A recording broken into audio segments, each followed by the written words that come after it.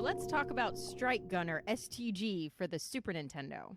It came out in 1992. It was based on the arcade game that came out before it. So the story goes that aliens are invading Earth, and there are these two special ships that have been made out of all of Earth's resources. They didn't have much left, and they scrapped these two planes together to take on the aliens and to save the world. They're piloted by Mark McKenzie and Jane Sinclair. The other thing that's great about this game is that it's co-op, and it's a fun co-op playthrough. I've played this game both by myself and in co-op, and it's a lot more fun as a co-op game. You don't need the manual to play this game, but it does have some useful information. There's like 3 or 4 paragraphs about the storyline that involves an evil dictator that switches sides halfway through the war. It tells you about the different weapons you can choose and the different ship upgrades that happen during the game. And we played this game in RetroArch with the SNES 9X core. So this game originally came out in arcade. We'll have a comparison video coming out later that shows some of the differences between the two. It's a vertical shoot 'em up, where basically you just shoot the enemies and dodge all the bullets that are coming at you, and then you face mini-bosses and then bosses at the end of each stage. There are 3 types of power-ups that you can acquire. There is the speed power-up, your normal shooting power-up, and the energy power-up that kind of refills your special meter for your special weapons. That you get to choose before you go into each stage. There are 15 weapons to choose from, and once you choose one of the weapons, it gets locked out for the rest of the game. So there is a little bit of strategy that plays into when you choose a weapon and when you need to use it, and what bosses are best taken out by what weapons. And there are a lot of different kinds of weapons. Some of them are more shield-based, some of them are homing missile-based, some of them just spray a bunch of weapons all at once across the screen. So there's a lot of different types you can choose from. So it's fun to go through and play the game, figuring out which weapons you like. There are 8 different stages. First, a couple take place on Earth, and then you're leaving the Earth's orbit, and you'll eventually make your way into space to take the fight to the aliens. There's also a really unique feature in this game where you can team up with your teammate when you're playing in co-op mode, and you can team up in 2 different ways. So you can connect one way, and it will allow the player that's connected to shoot in any directions. It's a similar effect to the Vulcan gun that you can actually aim. It's a powerful gun, and it allows you kind of to spray bullets across the screen, aiming it at the enemies. Exactly. And it will take up your special weapon meter while doing this. The other way that you connect will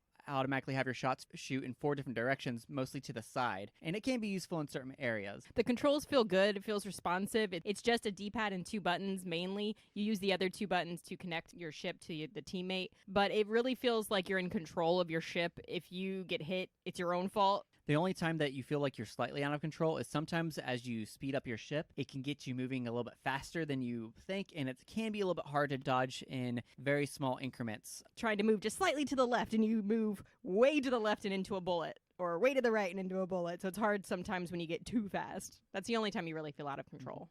It's a pretty good pacing. I played a ton of different shoot 'em up and some bullet hells, which are like, projectiles all over the screen, and other frantic ones. This is a more slower paced one, and it's a good one to just kind of relax and take it at your own pace. And it's nice to just be able to feel like you're just taking out enemy after enemy, and you just kind of feel overpowered, at least on some of the lower difficulties. In the earlier stages, there are some parts that feel a little slow because it's the early stages. It's easy, where there are patterns that the ships will come in on the left. There'll be 4 or 5 that come in on the left, and then 4 or 5 that come in on the right in the same exact pattern. So you know exactly what to predict. You can see it come on the screen for one side, then you know what's coming on the other side. That could be seen as boring, but it gets way harder as you keep going. The game takes under an hour to beat. It's a fixed length for the game. The only exception is how quickly you can take out the end stage. The bosses at the end of the stages. Exactly. The game has 5 levels of difficulty. 4 are stated in the manual, and they get increasingly harder. Well, it's weird. The manual says that there are 4 levels of difficulty, but in the game, it shows that there are 5. 0, 1, 2, 3, and 4. So 5 levels of difficulty. And we didn't realize we played ours on level 1. So I guess level 2 out of 5, kind of. And it got pretty hard. What the difficulties mainly change is how quickly you get power-ups and how powered up your ship becomes. Also, it's the enemy projectile speed. It is way faster, and they fire more often on the harder difficulties. Yeah, we noticed on the easier difficulties, you start off way more powerful, and the enemies are way less powerful, and you were like, yeah, you're doing awesome. And as you go try the different difficulties, you feel so underpowered, and you feel like the enemies are so overpowered, and even the beginning stages are really hard. Also in the options menu, besides the difficulties, you can change your starting lives, you can sample the background music, and also the sound effects. There's no saving in this game, but you do get 5 continues. After those 5 continues, game over. But you are able to gain more lives during gameplay before you ever hit those continues. Yeah, after you reach a certain score, you'll hear a little doo-doo-doo, and it shows on your screen that you got another life. As far as replay value with this game, you can memorize where all the enemy locations are, and it would be fun, and it is fun to try in the harder difficulties, and you can also get a better score. The score shows at the end of every stage, however, it does not show on the last stage, which is a little unfortunate. Yeah, you'll have to look at what your score is at the end of stage 7, I believe, because at the end of the game altogether, it doesn't show a score. But the last stage is really just a maze with a really easy boss at the end, so there's not much of a score change to be had. So that's probably why they didn't show it. But it is a fun game that we've come back to quite a few times. We really enjoy this pixel art. The ships look cool. The enemies look cool.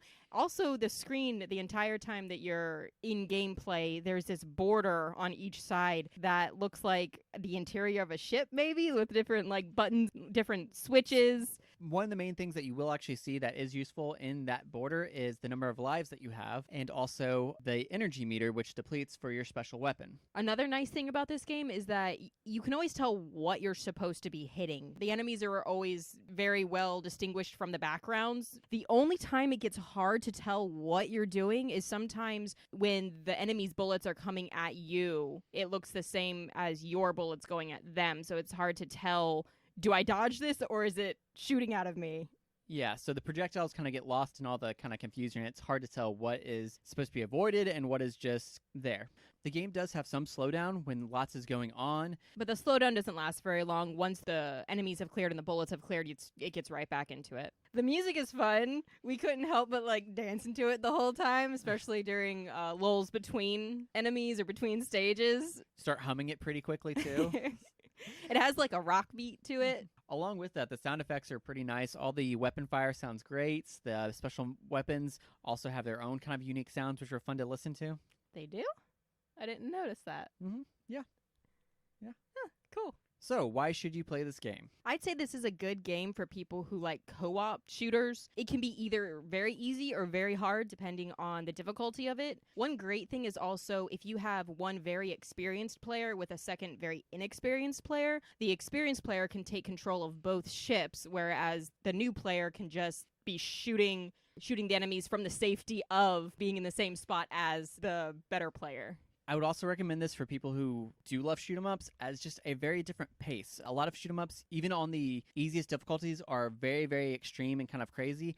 And sometimes it's nice to just blow through a game on an easier difficulty and just feel like a beast and enjoy kind of a different pacing of a shoot-'em-up. You might not like this game if you prefer to use the same power throughout an entire game. This game, you have your normal shooting the whole time that changes as you power up, but your special does change every single stage. So if there's one that you really like, you can't use it the whole time. You gotta change it up for other stuff. In the description, we'll have links to the manual, the GameFAQs page, and the Wikipedia page. Now, if you want to stick around for story time, I'm going to read you the story from the manual. Here we go. The story. In the last years of the 20th century, the nations of the world have united to dismantle their massive arsenals of nuclear doom, denouncing all forms of armed aggression as international treason. With the promise of permanent world peace finally at hand, only a madman would still harbor dreams of world domination. Such a madman is the dictator of Sovinia, a small but cunning rebel nation. In his insane lust for power, he has joined forces with a huge hostile war force from beyond this planet, armed with weapons more powerful than anything ever seen before by man.